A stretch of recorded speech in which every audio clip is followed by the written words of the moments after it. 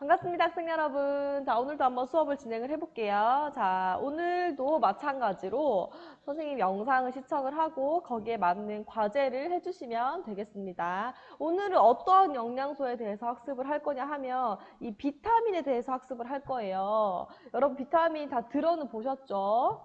수업을 한번 해볼 건데 오늘도 마찬가지로 이 수업을 듣고 나면 정말 여러분이 진짜 실생활에서 너무 중요하다, 잘 배웠다라는 생각이 드실 수 있을 겁니다.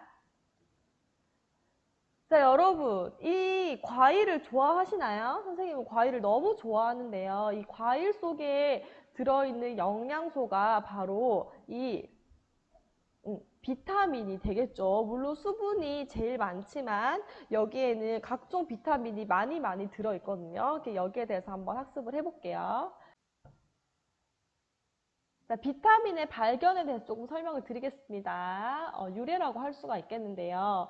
자, 한 16세기에서 18세기 정도에는 대항해 시대였죠. 그래서 나라에서 나라를 이동할 때는 배를 타고 이동을 했었는데요. 배 안에서 몇 날 며칠을 생활을 했겠죠.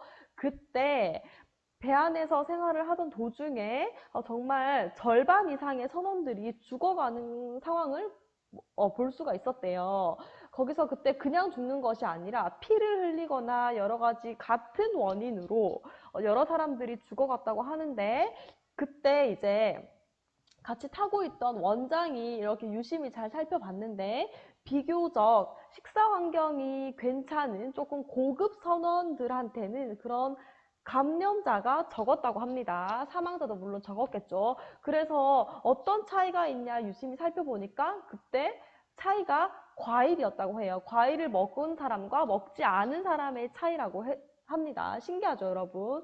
그래서 그러한 수많은 연구 끝에 이제 발견된 게 비타민이에요. 원래는 우리가 영양소가 이렇게 탄수화물, 지방, 단백질, 무기질, 물 5가지만 있는 줄 알았는데 알고 보니까 이 비타민도 중요한 영양소라는 것을 발견을 하게 됐고, 특히 이 레몬과 감귤 등의 과일에서 이런 비타민이 많이 발견돼서 이 과일을 우리가 꼭 섭취를 해야 되는구나라는 것을 발견했다라고 합니다. 그래서 여러분이 비타민 A, B, C 이렇게 들어보셨을 거예요. 그쵸? 그게 발견된 순서대로 A, B, C 이렇게 붙여졌다라고 얘기를 합니다.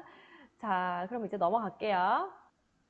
자, 먼저 이제 아셔야 될 것은 비타민의 종류는 2가지가 있다라는 거예요. 지금 보면은 여기 수용성 비타민이랑 그 다음에 지용성 비타민이라고 있을 거예요. 이게 어떤 차이냐 하면 말 그대로 수용성 비타민은 물에 녹는 비타민이다라고 알고 계시면 되고, 지용성은 어디에 녹는 거죠? 그렇죠. 기름에 녹는 비타민이다라고 알고 계시면 됩니다.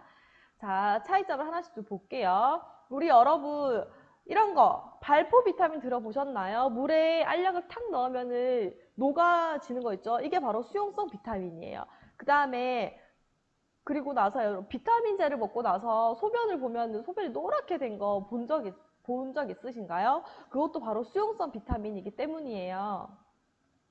자, 그만큼 우리 수용성 비타민은 우리 몸에 잘 녹아요. 자, 우리 몸에 잘 녹는 게 가장 큰 특징이고, 그 다음에 우리 몸에 들어와서 혈액을 통해서 이동을 하게 됩니다. 그 다음에 다량으로 섭취해도 소변으로 잘 빠져나가서 많이 섭취해도 크게 과잉증은 없어요. 많이 섭취해서 오는 독성 같은 건 없는데 그만큼 손실이 잘 생기게 됩니다. 그래서 매일매일 이 비타민, 수용성 비타민 섭취를 해주는 게 좋아요. 우리가 야채를 매일매일 많이 먹으라고 하잖아요. 거기 안에 수용성 비타민이 많이 들어있거든요. 그래서 음식으로 자주 섭취를 해주는 게 제일 좋습니다. 자, 이 수용성 비타민은 혈액을 통해서 이동한다. 그 다음에 지용성 비타민을 좀 볼게요. 지용성 비타민은 기름에 잘 녹는 비타민이죠. 이 지용성 비타민은 우리 몸에 들어오게 되면 림프라는 곳을 통해서 이동을 하게 됩니다. 지방과 기름, 지용성 비타민을 림프라는 곳을 통해서 이동하는데 이건 림프는 우리 몸에 지방이 떠다니는 곳이에요. 자, 그리고 이 지용성 비타민이 우리 몸에 들어와도 소변으로 잘 배출되지가 않아요. 그래서 너무 많이 먹었을 때는 우리 몸에 차곡차곡 쌓여서 결국은 독성을 일으키기도 합니다. 하지만 여러분이 음식으로 섭취하는 지용성 비타민은 독성을 일으킨 만큼 많은 양은 아니기 때문에 걱정하지 않으셔도 됩니다. 그리고 하나 더, 이 지용성 비타민들을 기름에 잘 녹는다 그랬죠. 그래서 이 지용성 비타민이 들어있는 음식들을 기름이랑 함께 조리해서 음식을 먹게 되면 우리 몸에 흡수가 더 잘 된다는 것도 여러분이 팁으로 알고 계시면 되겠습니다. 자, 그러면 어떤 게 수용성 비타민이고 어떤 게 지용성 비타민인지 한번 살펴볼게요. 자, 바로 이 수용성 비타민은 비타민 B군과 비타민 C가 있습니다. 왜 B군이라고 하냐면요. 비타민 B는 B 하나가 아니에요. 그래서 B1, B2 쭉쭉쭉 해서 B12까지 있어요, 여러분. 이렇게 해서 B군이라고 하고 그다음 비타민 C는 너무 많이 들어보셨을 거예요. 하지만 우리가 학습을 하는 것은 B1이랑 B2만 할 거예요. 아시겠죠? 자, 그리고 이제 지용성 비타민들 뭐가 있냐 하면 이렇게 비타민 A, 그 다음 비타민 D, 비타민 E, 그 다음에 비타민 K가 있습니다. 여기에 대해서 또 학습을 할 거예요. 자, 오늘은 우리 수용성 비타민까지만 학습을 하도록 하겠습니다. 자, 여러분, 비타민은 보면은 지금 우리 몸을 이렇게 우리 몸을 구성하고 있지는 않아요. 이게 구성하는 거 우리 지난 시간에 한번 봤었죠. 구성하고 있지는 않지만 우리 비타민을 섭취하지 않는다면 우리 몸에 하나 둘씩 이상한 증상이 발생을 하게 되거든요. 이게 모아둔 사진을 좀 보여줄게요. 조금 혐오스러울 수는 있어요. 자, 이런 식으로 비타민이 결핍이 되면 우리 몸에 정말 하나 둘씩 이상한 징후가 생기는데 너무 신기하지 않습니까? 또 비타민이 하나 없다고 해서 우리 몸에 이런 게 생겨? 진짜예요. 생깁니다. 자, 신기하죠? 그래서 이제 오늘부터 이제 여러분은 비타민에 대해서 학습을 하고 나면은 정말 비타민이 얼마나 중요한지 그 중요성에 대해서 더 절실하게 깨닫게 될 것 같습니다. 그러면 비타민이 어떤 역할을 하는지 이제부터 알려드릴게요. 자, 이제 이 비타민 B군과 C에 대해서 볼 건데 우리가 뭐만 본다고 그랬죠? 비타민 B군에서는 비타민 B1과 B2만 학습을 하겠습니다. 먼저 B1부터 볼 거예요. 자, 여러분 비타민 B1은 보면은 지금 이렇게 B1이고 티아민이라고 하는 건데요. 이 말도 같이 알아두셔야 돼요. 티아민. 그럼 선생님이 지금부터 사진을 하나 보여줄 건데요. 이 사진이 보고 어떤 것이 느껴지는지 같이 한번 얘기를 먼저 해봅시다. 자, 한번 보세요, 여러분. 감상을 먼저 해보세요.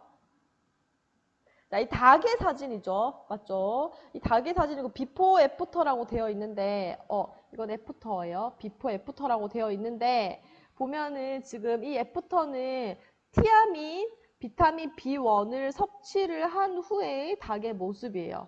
어떤 것 같아요? 지금 다른 점이? 허약한 것 같죠? 허약하고 비타민 B1을 섭취했더니 갑자기 알 수 없는 기운이 생겼다. 이렇게 표현을 하죠. 맞죠? 자, 여기에 있는 음식은 이제 B1이 많이 들어있는 음식이라고 여러분이 눈치를 채셨을 거예요. 자, 그러면 비타민 B1이 도대체 어떤 역할을 하길래 이렇게 닭이 갑자기 알 수 없는 기운이 생겼는지 이제 기능을 한번 보겠습니다. 자, 기능은요, 정말 신기하게도 비타민 B1은 에너지 대사를 도와요. 말이 좀 어렵죠? 자, 우리가 몸에서 에너지를 막 내려면은 에너지 열량 영양소가 필요하다, 그쵸? 그 열량 영양소가 근데 단순히 우리 몸에 들어와서 뚝 하고 에너지를 내는 게 아니에요, 여러분. 근데 너무 복잡해서 여러분 선생님이 길게 설명을 하지 않을 건데 탄수화물이 우리 몸에 막 들어와서 에너지를 내는 사이클이 있거든요. 이 사이클을 돌아가서 여러 가지 에너지를 내게 되는데 이 사이클 돌아가는데 도움을 주는 애가 바로 비타민 B1이에요. 그래서 에너지 대사를 돕는 게 비타민 B1의 기능입니다. 자, 그러면 여러분 B1을 안 먹게 되면 어떤 일이 발생할까요? 정말 심각한 결핍증이 생기게 돼요. 비타민은 우리 결핍증이 중요한데요. 정말 비타민 B1은 이거 하나 안 먹었다고 저렇게 된다고? 라고 할 만큼 정말 심각한 결핍증이 생기게 되는데 우선 명칭부터 한번 들어볼게요. 자, 각기병이라고 하는 거예요. 각기병에 대해서 조금 더 설명을 자세하게 할게요. 자, 각기병이 뭔지 선생님이 좀 보여줄게요. 자, 요 사진을 보면 이게 바로 각기병인데 근육이 위축이 되는 거예요. 자, 왜 이런 현상이 발생을 하냐 하면 모든 세포는 여러분 열량이 필요하죠. 그쵸? 모든 세포는 열량이 필요한데 특히나 이 신경 쪽의 세포는 많은 열량이 필요하다고 해요. 자, 그런데 이 열량을 만들어낼 때 필요한 비타민 B1이 부족하게 되면은 세포에 열량을 못 주겠죠. 특히 신경세포까지 열량을 못 주게 되면은 되게 신경계가 느끼는 것은 치명적입니다. 그래서 이런 식으로 모든 근육이 위축이 되는 이 각기병이라는 곳에 걸리게 돼요. 이 각기병은 스리랑카에서 유래된 건데 나는 할 수 없어, 나는 할 수 없어 이런 병이래요. 그래서 처음에는 식욕이 없다가 나중에는 점점점 정말 나는 아무것도 할 수 없을 정도의 그런 상태가 된다고 합니다. 근육이 위축이 되면서 상대적으로 부종이 막 생기는 거죠. 자, 이런 식으로 다리는 땡땡 붓게 돼요. 근데 문제가 뭐냐면 이런 식으로 붓게 돼서 살을 눌러보면은 근육이 없어서 이게 나오지 않는데요. 그래서 이러한 사진처럼 이러한 증상이 생긴다고 합니다. 단순히 비타민 B1 결핍으로만 이런 증상이 생긴다는 거 너무 신기하지 않습니까, 여러분? 자, 그러면 우리는 무엇을 많이 먹어야 하는지 볼게요. 비타민 B1이 많이 들어있는 음식을 보겠습니다. 여러분이 정말 좋아하고 우리가 평소에 자주 먹는 거예요. 한국인들이 정말 좋아하는 음식 중에 베스트 5 안에 들어가는 음식이에요. 뭘까요? 돼지고기에 정말 많아요, 여러분. 비타민 B1. 그래서 사실 우리는 비타민 B1이 결핍될 일을 많이는 없겠죠. 우리 현대 상황에서는. 그 다음에 콩에도 비타민 B1이 많이 들어있고, 그 다음에 이건 현미예요. 현미. 도정되지 않은 쌀겨가 있는 쌀겨에 여기에다가 비타민 B1이 꽤나 많이 들어있다라고 합니다. 그래서 도정된 백미보다는 도정되지 않은 현미를 먹는 것이 우리 몸에 조금 더 좋겠죠. 자, 이제 그 다음에는 비타민 B2에 대해서 설명을 하겠습니다. 자, 이제 이 리보플라빈에 대해서 한번 살펴보도록 하겠습니다. 이것도 비타민 B1과 마찬가지로 B2는 리보플라빈이라고 불려지는데요. 이것도 용어도 기억하고 계셔야 합니다. 자, 이 비타민 B2가 만약에 우리 몸에 결핍이 됐다. 그럼 사진 먼저 하나 보여줄게요. 요런 것이 생기게 돼요. 너무 흔하죠? 여러분, 한 번쯤은 다 걸려봤을 거예요. 선생님도 자주 걸려요, 이거. 이 여기 입술이 부르트거나, 요런 식으로. 아니면 혀에 염증이 생긴 거나, 그런 일이 발생을 하는데, 왜 뭐 때문에 비타민 B2가 부족하면 이런 증상이 생기는지 기능을 먼저 알아볼게요. 자, 기능은요, 아까랑 마찬가지로 똑같죠, 여러분? 에너지 대사를 돕는 거예요. 자, 이 비타민 B2도 마찬가지로 우리 열량 영양소가 우리 몸에 들어와서 에너지를 낼 때 도와주는 역할을 하거든요. 특히 탄수화물이랑 단백질을 열량 영양소가 여기 사이클을 돌 때 우리 몸에서 도와주는 역할을 비타민 B2가 하게 됩니다. 그런데 이 결핍증은요. 비타민 B2는 독립적으로 이 B2만 결핍됐을 때 결핍증이 나타나기보다는 다른 영양소가 함께 결핍이 되었을 때 많이 발생을 하는데 만약에 한 비타민 B2가 결핍이 된 식사를 한 2개월 정도 지속되면 결핍 증상이 나타난다고 합니다. 자, 먼저 볼게요. 뭔지.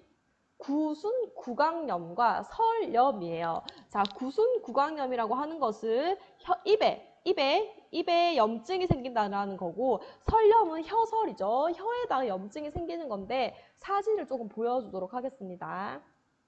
요런 식으로 좀 겪어봤죠, 여러분? 서려움은 좀 드물더라도 구강염은 아마 겪어봤을 거예요.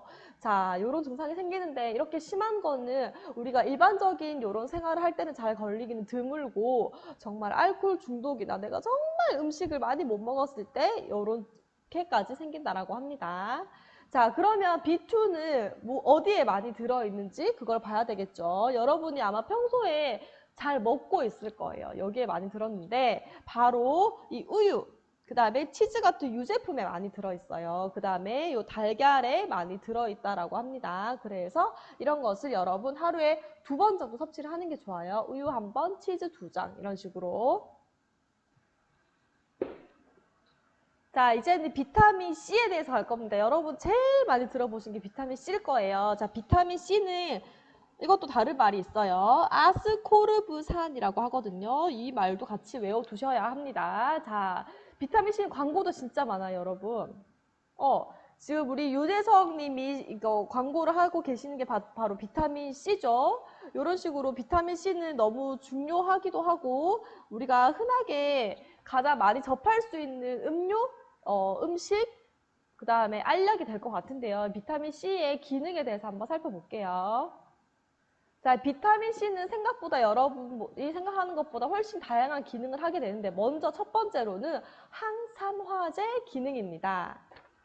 자, 이게 무슨 말이냐 하면 항산화라고 하는 것은 뭐를 방지하는 거다? 산화를 방지하는 거다라고 하는데 산화가 뭐냐면요, 여러분. 햇빛을 받으면은 다른 조직이 파괴되는 것을 얘기를 하는 거죠, 흔히 얘기해서. 그래서 우리 음식을 산소 상온에 두면은 상하는 거 많이 보셨죠? 그게 바로 산화가 되기 때문인데요. 이 비타민 C가 산화를 방지하는 역할을 하게 됩니다. 그래서 그게 우리 몸에 들어오면은 노화가 방지되고 여러 가지 조금 질병들을 산소로부터 침해받아서 얻는 그런 산화 때문에 얻는 질병들을 방지할 수 있게 되는 거겠죠.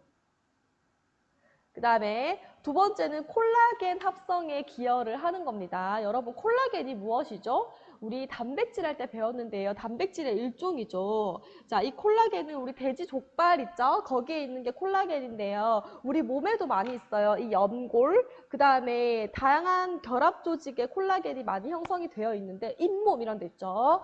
근데 이 콜라겐 합성하는데 도움을 주는 것이 비타민 C예요.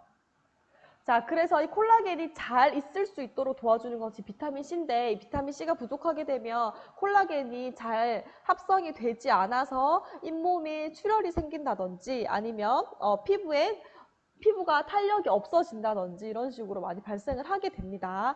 그래서 선생님 요즘에 이전 시간에 단백질에 관심이 많다고 얘기를 했었죠. 그래서 단백질을 많이 섭취를 하고 있는데 이 단백질과 이 비타민C는 같이 먹어주면 정말 좋아요. 그래서 선생님이 지금 요즘에 이 두부랑 비타민C를 같이 먹고 있거든요. 그 영상을 몇 가지만 조금 선생님이 나중에 수업 끝나고 나서 좀 보여드릴게요. 어떻게 먹고 있는지. 여러분도 실생활에서 잘 이용을 하셨으면 좋겠어요.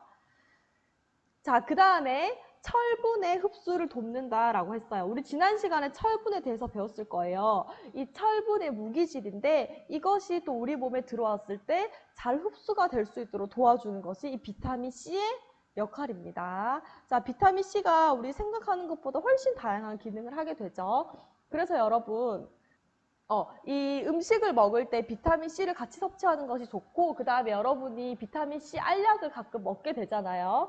그럴 때는 다른 음식과 같이 먹어주는 것이 좋아요. 그리고 염두에 두셔야지 우리 몸에 더 좋은 영향으로 남게 되겠죠. 그 다음에 이 비타민C는 항산화제의 기능이기 때문에 우리 로션 같은 거 있죠. 로션에 비타민C 아니면 화장품에 정말 비타민C 화장품이 많이 있을 거예요. 이 이유도 항산화 기능이 있기 때문이라는 거 여러분이 잘 기억을 해 두셔야 될 것 같습니다. 아는 만큼 눈에 보이죠? 그렇다면 어떠한 결핍증이 있는지 볼 거예요. 자, 바로 이 괴혈병이라는 건데요. 여기에 대해서 또 사진을 보면서 설명을 할게요. 자, 바로 이게 괴혈병의 증상이에요. 선생님이 처음에 그 배를 타고 가던 선원들이 이 비타민이 결핍 때문에 죽어나갔다라는 얘기를 했었죠. 바로 이 괴혈병이 나타나서 많은 사람들이 죽었다라고 얘기를 하거든요. 자, 이 괴혈병을 보면요. 볼게요, 같이. 보면 창백한 피부, 꺼진 눈, 치아 손실. 치아가 왜 손실되죠? 잇몸을 결합하고 있는 콜라겐이 합성되지 않기 때문이죠. 그 다음에 피부가 창백해지고 피부가 축축 처져요. 콜라겐이 없어서 형성이 되지 않기 때문에. 그 다음에 꺼진 눈. 이런 식으로 괴혈병 증상이 발생을 하는데 조금 혐오스러운 사진도 보여줄게요. 이런 식으로 증상이 생긴다라고 합니다. 이건 바로 없애겠습니다. 자, 이런 식으로 비타민 C도 우리 몸에 너무 중요하다는 거 여러분 잘 아시겠죠? 그러면 비타민 C가 어디에 많이 들어있는지 봐야 되겠죠. 너무 잘 알고 계실 거예요.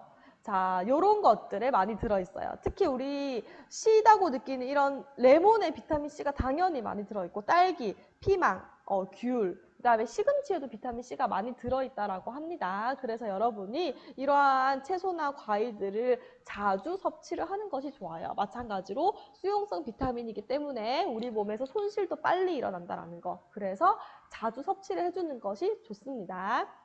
자, 여기까지 해서 우리 수용성 비타민에 대해서 학습을 해봤는데요. 여러분이 오늘도 이 학습을 듣고 실생활에서 유용하게 잘 느꼈으면 좋겠습니다. 그러면 과제를 해서 그 과제방에다가 올리면 오늘 수업을 끝나게 될 것 같습니다. 여기까지. 지금 영양소를 수업하고 있는데 저도 영양소를 신경 써서 음식을 먹으려고 노력 중이에요.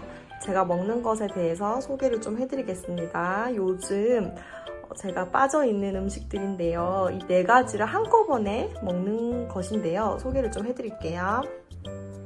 두부입니다. 반모 정도 될 것 같아요. 두부, 생두부고요. 그 다음에 이것은 우유예요. 200ml 우유. 예쁜 컵에 담아봤고, 그 다음 이것은 비타민C가 아주 풍부한 키위입니다. 키위가 알이 작아서 2개를 넣으려고 합니다. 이거는 꿀인데요. 자, 이것도 섞어서 넣을 거예요. 제가 꿀을 매우 좋아해서 아빠 숟가락 가득 1스푼을 담아서 넣었습니다. 자, 그렇다면 이 4가지를 믹서기에 한꺼번에 돌릴 거예요. 이렇게 한꺼번에 믹서기에 넣은 다음에 갈아주겠습니다. 자, 믹서기에 갈게 되면 이렇게 나오게 됩니다. 흰색이고 아주 좀 먹음직스럽지 않습니까? 자, 양이 꽤나 많은데요. 이거 하고도 조금 더 남았어요. 자, 이게 먹는 단백질이라고 해서 TV에도 많이 소개가 됐었는데요. 두부에 있는 단백질이랑 키위에 있는 비타민 C가 같이 만나게 되면 단백질이 우리 몸에 흡수가 더 잘 됩니다. 그래서 2개를 같이 먹으면 몸에 훨씬 좋다라는 거 기억을 해두시고 이렇게 한번 드셔보시면 좋을 것 같습니다.